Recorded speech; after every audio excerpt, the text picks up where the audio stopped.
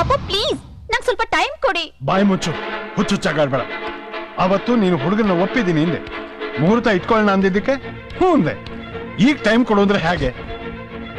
ಆವತ್ತೇನೋ ಬಾಯಿ ಮಾತಿಗಂದೆ, ಆದ್ರೆ ನೀವು ಇಷ್ಟು ಬೇಗ ಅರೇಂಜ್ ಮಾಡ್ತೀರಾ ಅನ್ಕೊಳ್ಳಿಲ್ಲ. ಬುದ್ಧಿ ಇದೆಯಾ ನಿನಗೆ?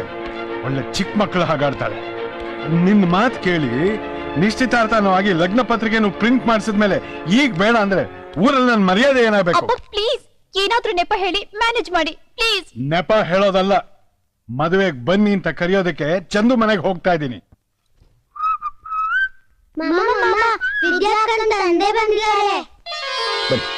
ತಗೊಳ್ಳಿ. ಓ, ಆಗ್ಲೇ ಇನ್ವಿಟೇಷನ್ ಬಂದಾಯ್ತಾ? ತುಂಬಾ ಒಳ್ಳೇದು ಸರ್.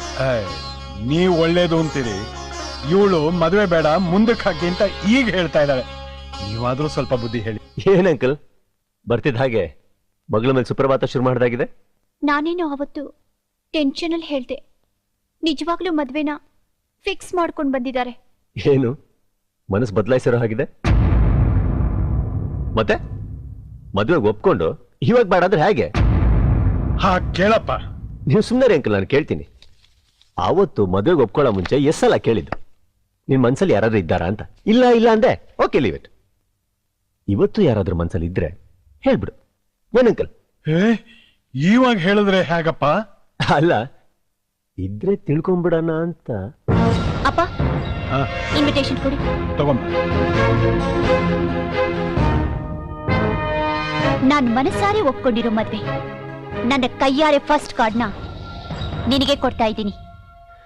ಸೊ ನಿಮ್ಮ ಮದುವೆಲಿ ಫಸ್ಟ್ ಪ್ರಿಫರೆನ್ಸು ನನಗೆ ಅಂತ ಆಯ್ತು?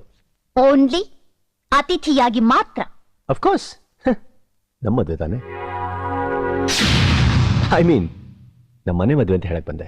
ನಮ್ಮನೆ ಮದುವೆ ಅಂತ ಬರೀ ಮನಸ್ಸಲ್ಲಿದ್ರೆ ಸಾಲದು, ವಾರಕ್ಕೆ ಮುಂಚೆ ನೀವೆಲ್ಲ ಬಂದು ನಿಂತು ಈ ಮದುವೆ ನಡೆಸ್ಕೊಡ್ಬೇಕು. ಖಂಡಿತ ಅಂಕಲ್, ನಾನ್ ಬರ್ದೇ ಇದ್ರೆ ಈ ಮದುವೆ ನಡೆಯಲ್ವೇ? ಸರಿಪ್ಪ, ಬಹಳ ಕೆಲಸ ಉಳ್ಕೊಂಡ್ಬಿಟ್ಟಿದೆ. ನಾವ್ ಇವತ್ತೇ ಊರಿಗೆ ಹೋಗ್ತೀವಿ. ಬರ್ತೀನಿ. ಒಳ್ಳೆದಿನಮ್ಮ. ಬಾಮ್ಮ.